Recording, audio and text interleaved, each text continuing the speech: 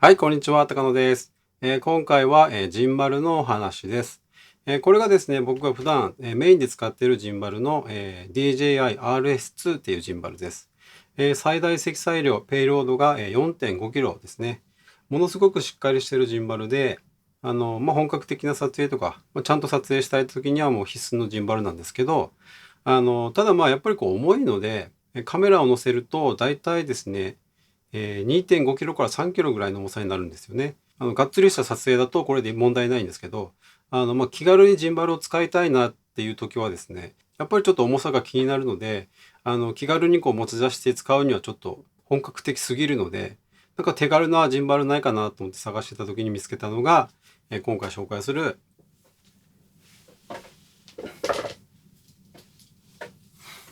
これですね。ものすごくコンパクトで軽いジンバル。モザ、ミニ P っていうジンバルですね。で、これがジンバル本体ですね。ペイロードが最大 900g です。で、本体重量が 694g。バッテリー最大駆動時間が20時間で、充電時間が約 1.5 時間ですね。最大ペイロードが 900g あるので、フルサイズのカメラも乗ります。あと、軽量ミラーレスカメラや、コンデジアクションカメラはもちろん、スマホのホルダーもついているので、スマートフォンでも使えます。で、軽めのフルサイズも乗るんですけど、この軽さをですね、活かすんだったらアクションカメラでしょっていうことで、僕はこの GoPro Hero 9で撮影するのに使っています。特にローアングル撮影とかですね、するのに重宝しています。この GoPro を乗っけるときは、こういったマウントアダプターですね。下が三脚のネジになっているやつ。これを使います。この小さいアルカスイスのクイックシューも使っています。で、L ブラケットにはこのアルカスイス互換のクランプもつけてます。これだともうすぐ装着がこうやってできるので便利です。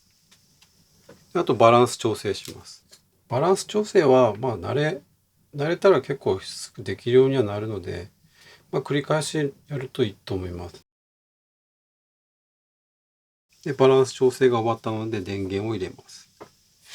電源ここですね。ここの赤いボタンです。長押しですね。はい。これで今バランスは取れてるんですけど、アプリを使って、オートチューンをします。モザマスターっていうアプリですね。ジンバル設定のモーター設定でオートチューニングってやつをタップしてオートチューニングします。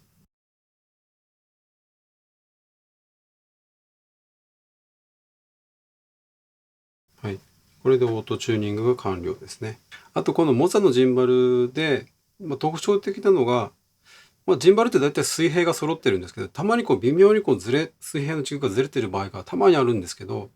その時にこのモザはキャリブレーションってやつでこの水平も調整することができます。モータースイッチをオフにして、ここの水平のこの軸、一番下のところを水平な台に乗せて、ここが水平ですよっていうのを合わせて、キャリブレーション開始っていうのを押すと、これが水平っていうのを覚えてくれます。そうすると、この水平がきれいに取れた状態になります。うん。これで完璧ですね。で、これがですね、ものすごく軽いんですよ。これ。めっ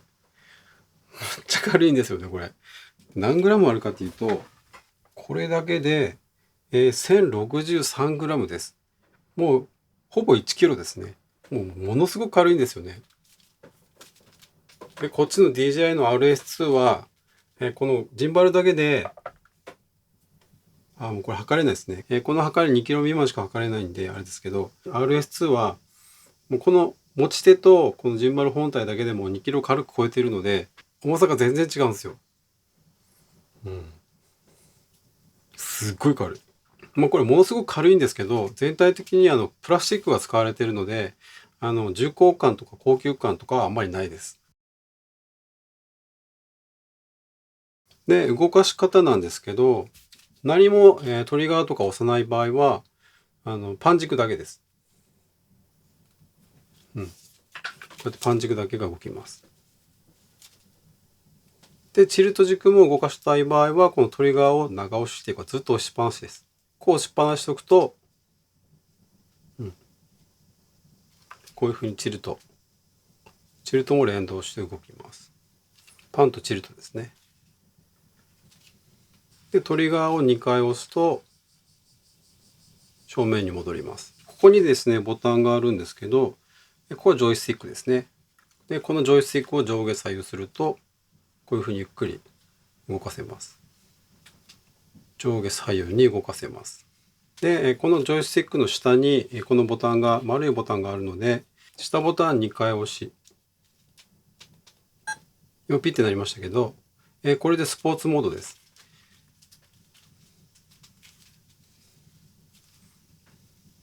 結構素早くこう動いてくれます。で、下ボタンを3回押すと、インセプションモード。なんかこう不思議な絵を撮ることができます。こういうふうにこう、真下にこう向けたりとかもですね、できますし、上にこう向けることもできます。で、左ボタンを2回押しで、FPV モードですね。これもパン軸、チルト軸、ロール軸、全部動かせるようになります。で、ロックモード、トリガーボタンを2回押して2回目を押したままにすると、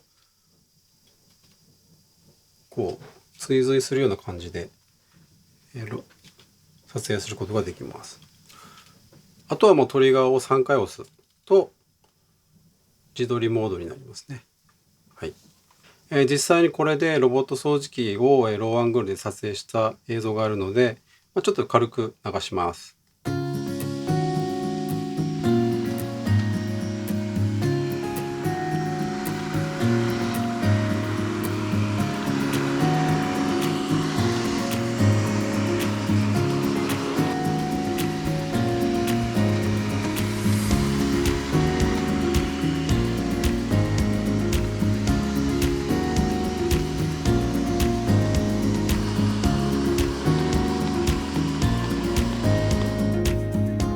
で、これでローアングル撮影してみて思ったんですけど、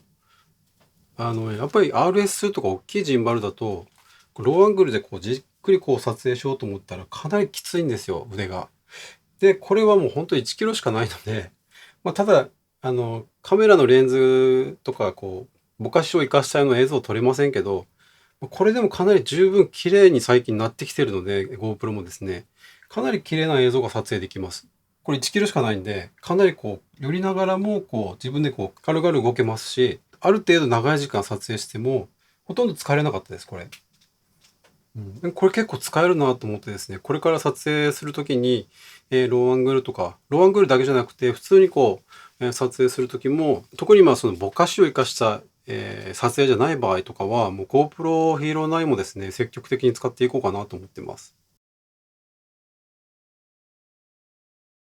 で、これ GoPro アクションカム以外にも、いろいろこう乗っけられるので、ちょっと試しにフルサイズも乗っけてみようと思います。これ、カメラが EOS の R6 と、レンズが RF の 50mm F1.8 です。カメラとレンズで 866g ですね。レンズを上にして調整するときに、ここが当たる場合は、斜めにして調整するといいです。こういうふうに斜めでピタッと止まるので、ここで締めればいいです。フルサイズも 900g 以内なら普通に乗ります。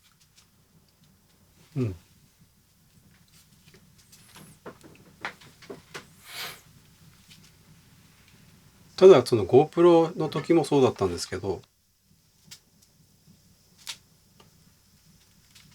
カチカチパチパチっていう音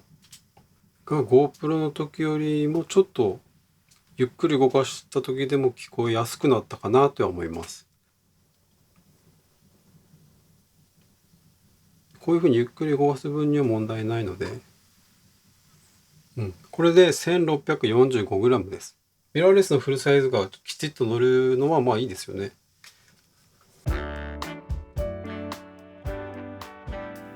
まず気になった点としては、ちょっとですね、激しくっていうかちょっと早めに動かすと、グリップのところがカチッとかパチッとか、小さなこうきしむ音がするっていうことですね。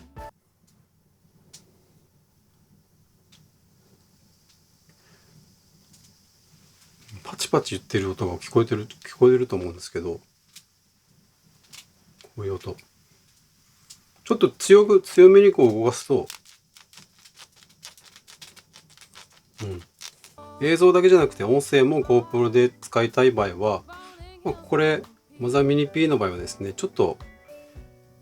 動かし方に注意が必要かもしれないですね。で、録画中はやっぱりこの静かに動かすのが基本ですけどね、